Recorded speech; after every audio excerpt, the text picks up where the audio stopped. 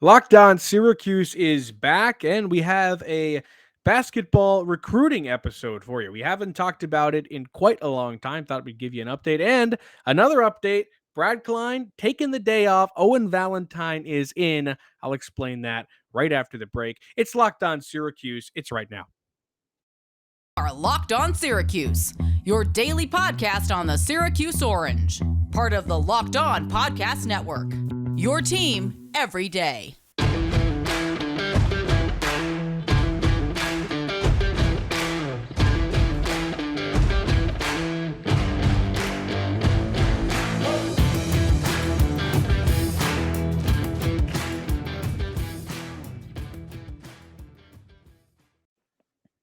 Matt Bonaparte and Owen Valentine with you here on Locked On Syracuse. Thank you for making Locked On Syracuse your first listen every day. We're free and available wherever you get your podcast.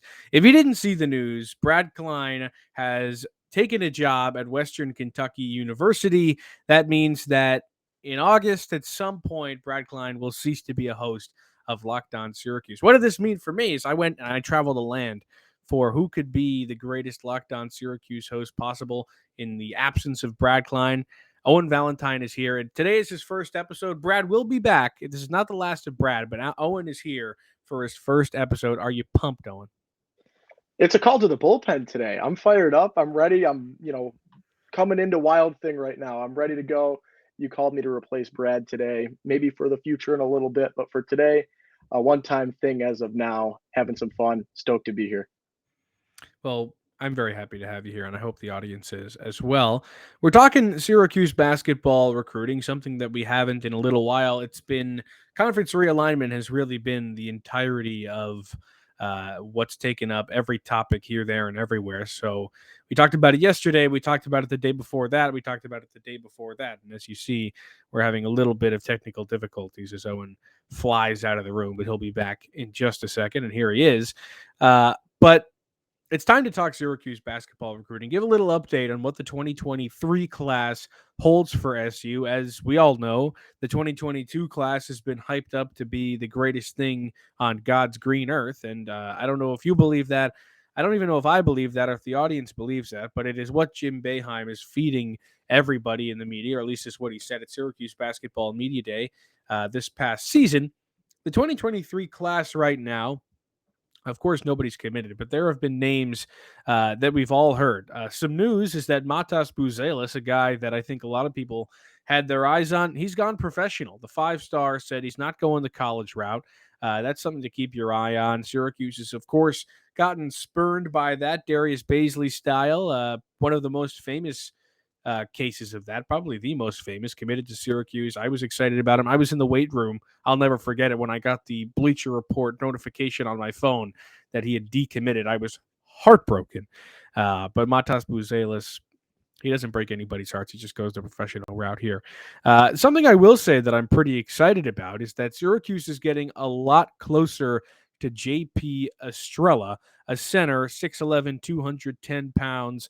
He goes to Brewster Academy. Of course, Syracuse has the connections there, Buddy Boeheim being the probably most prominent and the most recent one. That's pretty exciting, and a big man, too. I mean, 6'10" looks. And there he goes, just like that. He didn't want to be here. That's what they all say. He'll be back in just a second, hopefully. And there he is. We're back.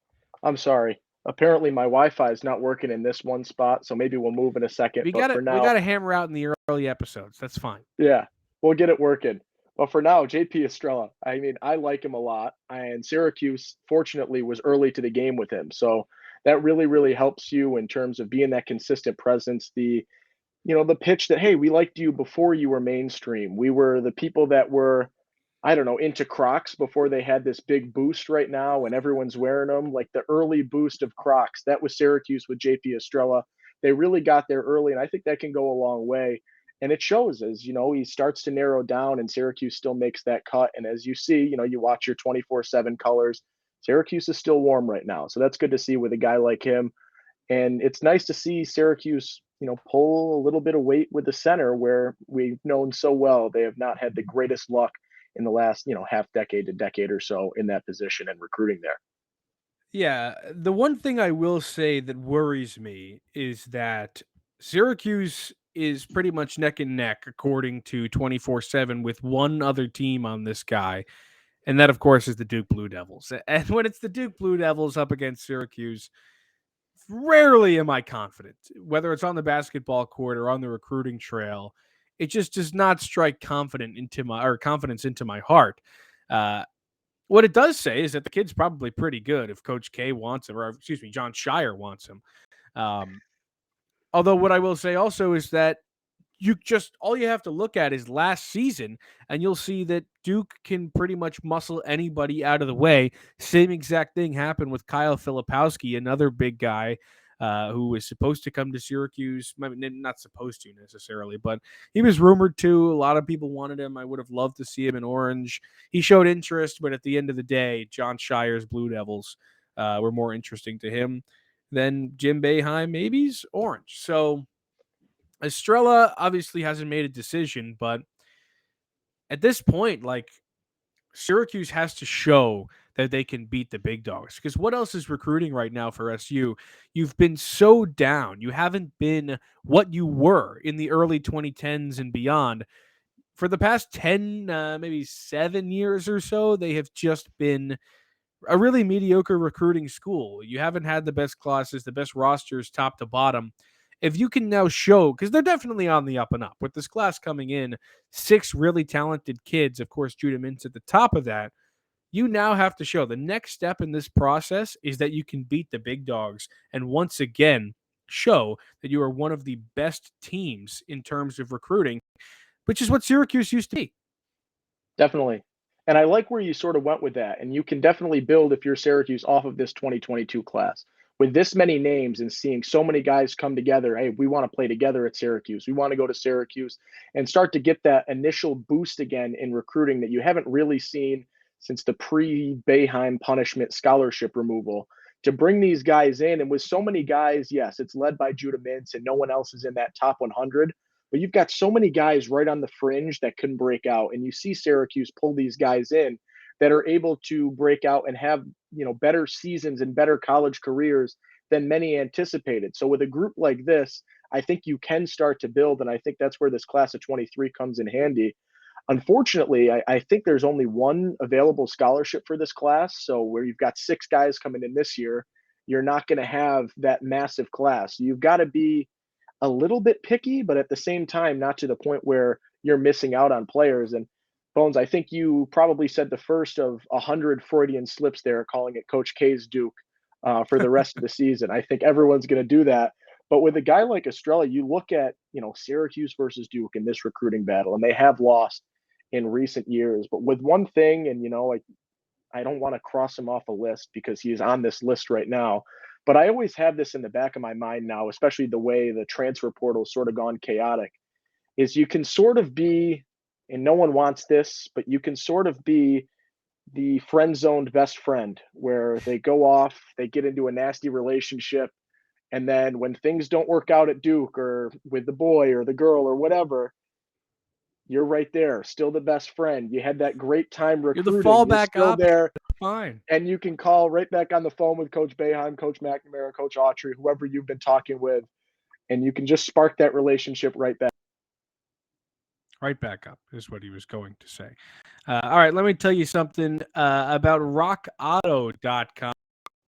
Parts, auto body parts episode is brought to you by Rock Auto with the ever increasing numbers of makes and models now impossible for your local auto part to stock all the parts you need. Why endure often pointless or seemingly intimidating questioning like, is your Odyssey an LX or an EX? I don't even know what that means. And wait while the person behind the counter orders the parts on their computer, choosing the only brand their warehouse happens to carry. You have computers with access to rockauto.com at home and in your pocket.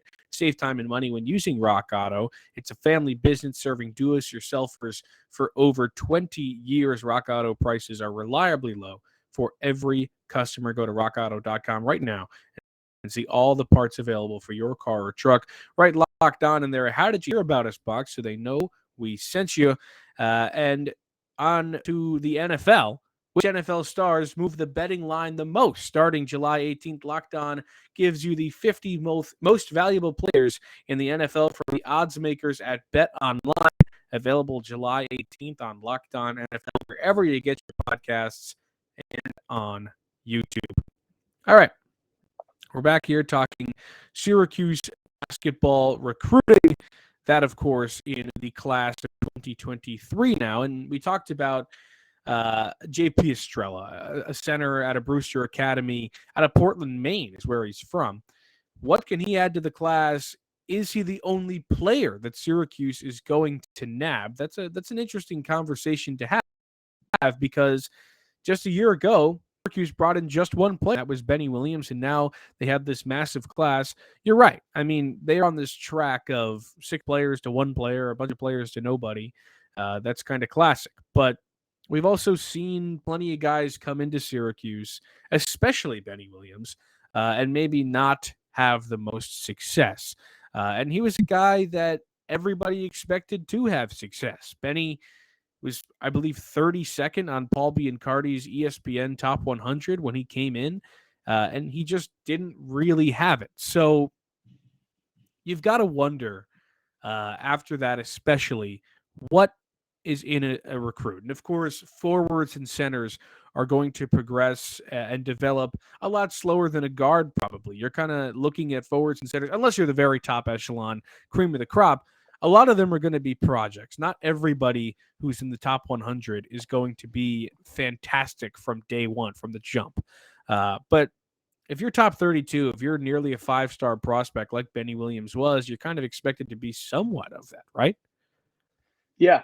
And I think Syracuse has sort of been on the wrong end of a lot of coin flips. And I'm sure there are people who say, well, maybe that's because you're just getting the wrong guys. But when you look here, there have been a handful of times when you're Syracuse that you've gotten the guy that is supposed to be the answer and it just hasn't paid off, or that guy that's supposed to come in and be a really, really big contributor and it doesn't pay off. You look at, I don't even know how long we want to go back. A guy like DeJuan Coleman, who comes in is like, I think he's a top 10 recruit of all time for Syracuse. Yeah, And he day gets one was here great, and dude, his knees until just he was don't work. terrible. Yeah. Yeah. He was supposed to be fantastic. He's got one of the best like mixtapes of all time. Like that guy in that Hoops mixtape at just killing everybody in Jamesville DeWitt's conference. He looked insane. And then he got to Syracuse and he was one of the biggest busts of all time. So a little bit painful there, but you're right. Yeah. And then even lower, I mean, a guy, like Matt Moyer. Matt Moyer was, the number one player in Ohio or a top player in Ohio, supposed to be the guy that can come in and be that contributor. And outside of one game at Madison Square Garden, was not a relevant basketball player. So Syracuse has sort of been in that mix. I always talk about it. They've had a couple of chances, some guys much bigger names than others in terms of, stars and numbers and rankings, and they've just been on the wrong side of that flip. So what helps, not lose coin flips is if you've got 6 coins to flip, which you have in class of 2022, as you were saying, it gets a little bit harder with a guy like Benny Williams or whoever they bring in this class of 23, where there's only one name to work out on. I think there's still a lot of upside for Benny, so I don't want to put him in the bad category right now by any means. But when you look at 23, it's tough to find, one player, right? You're spinning the roulette wheel or rolling the dice one singular time. It's hard to pick that number every single time. In Syracuse, if we're talking odds and we're talking frequencies, Syracuse might be due for one of those coin flips to really work out on their favor. Totally. And I think when you're talking recruiting, we're looking at Syracuse's program in a higher light than I think we have for so long, right? I mean, this is a team that struggled and kind of lucked its way into the tournament a couple of times and used their opportunities wisely. A couple of Sweet 16s, a Final Four back in 2016. But still, back in those days, couldn't then parlay that into fantastic recruiting classes. Only now are we kind of seeing that pay off. And, we've yet to see whether or not it's going to pay off. I think a lot of people are taking Boeheim's word, and me especially, or me included. I think I'm definitely listening to what Boeheim is saying. When you have a Hall of Fame coach, the greatest coach Syracuse is ever going to have is saying that this is the greatest recruiting class he's ever had. I mean, this is a guy who coached Jerry McNamara and Carmelo Anthony in the same freshman class, Derek Coleman, Ronnie Cycli, Sherman Douglas, Pearl Washington. He's had a lot of great freshman classes. And he's saying this upcoming one is better than all of them. You got to kind of take that at its word. So I think I'm excited for it. I think everybody's excited for it. But at the end of the day, we won't really know how good it is until those guys step onto the floor and start to have the pressure of, all right, now it's on you to win these games. Coach Boeheim just had his worst season ever unequivocally, and now it's on you to try and bounce back. Yeah, I think you really nailed it there. It's a little bit of, after the last 4 or 5 years in terms of regular seasons, in terms of recruiting, you're looking for that little bit of. I don't know what he was going to say, but I know he will be back. Again, we apologize for the technical difficulties, but he's back. We're back. This is hope, right? When Jim is promoting it like this is sort of that hope you've been looking for. I know you can get negative after some regular seasons like this. And as you were saying, the worst regular season in Boeheim history, right? When you look at that, it's tough. It's been a tough couple of years as a Syracuse fan. You want something to latch onto. You want that little ounce of hope. I don't necessarily think Syracuse football is that hope right now. So you're It's not. looking to what's there. It's that recruiting class. You've got 6 names coming in, and you've sort of got that stringing together. That Benny Williams is like, hey, coach, I got this guy. And that guy, Justin Taylor, right? And then, hey, Justin Taylor's like, hey, I got this guy. And you were Yeah. able to just piece this together. And then all of a sudden, bang, Judah Mintz is here.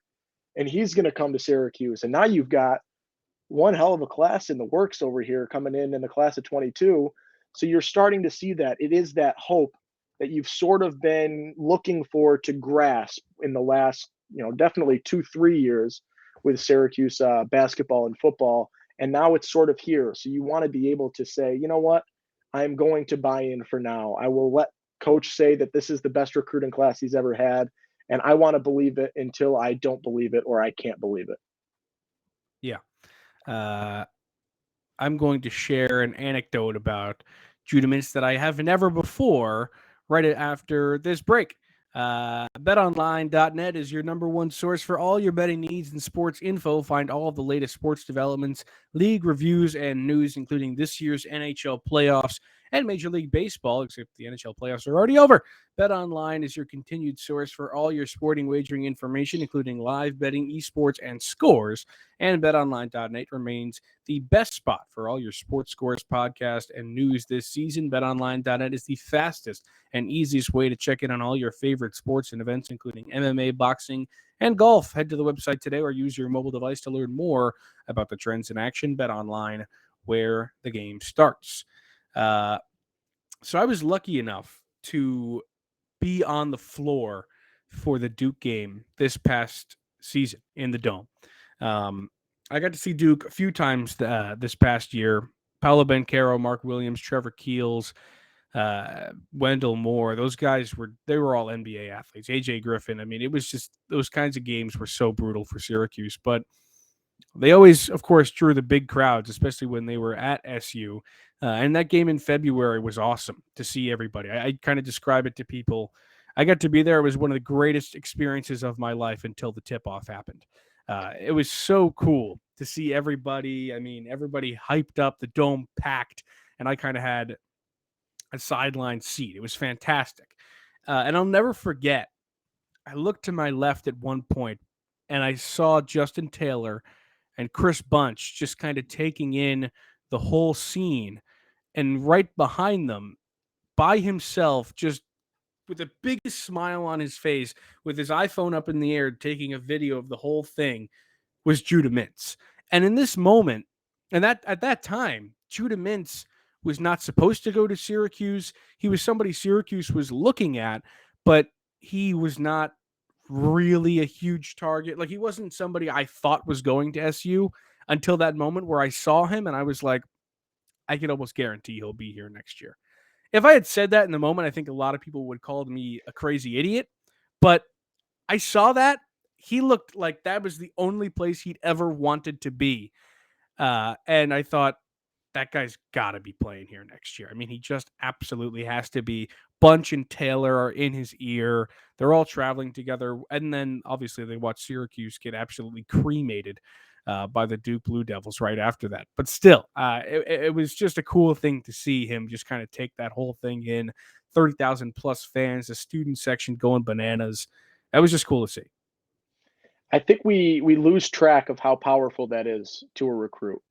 Regardless of win loss, it's crazy when you get the upset there and now everyone's going nuts, and that's the memory that adds to the memory already. But going to that game, that sold out crowd, whatever you want to say, whether it's sold out or not, whether they can sit a few more or not, who cares?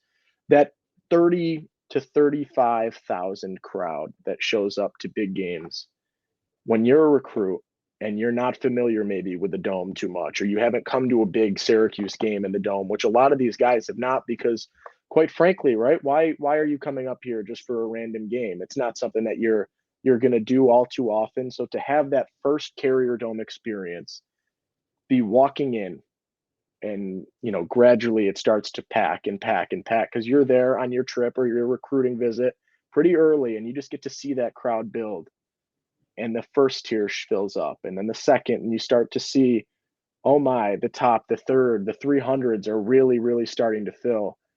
It's an experience, and win or lose, as you said, Syracuse got cremated in that game, but it didn't matter because it was that atmosphere, and it was, wow, this could be what college basketball is like.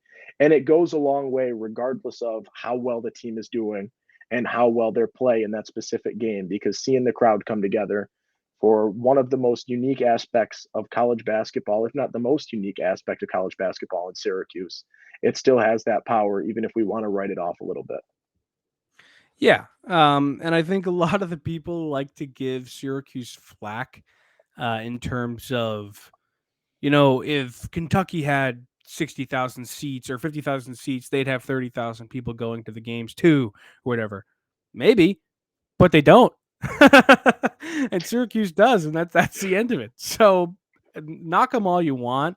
It is one of the coolest atmospheres and experiences you can have to be playing basketball in a football stadium and having 36,000 people screaming. A couple of them can't even see the court because they're way beyond the pulled out stands. So that worked on Judah Mintz. I hope it could possibly work on JP Estrella as well.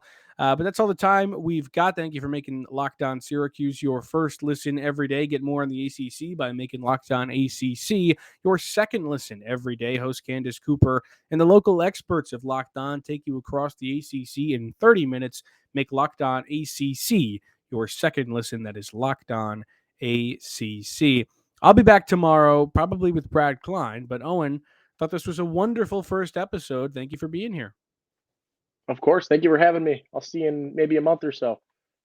Yes. Well, Brad and I will see you again this week. We might have an interview for you this week, so keep your eyes peeled. Also, please email us at losyracuse44@gmail.com. We'd love to hear any questions you have, concerns, suggestions. We want it all, so throw it there. We'll see you next time.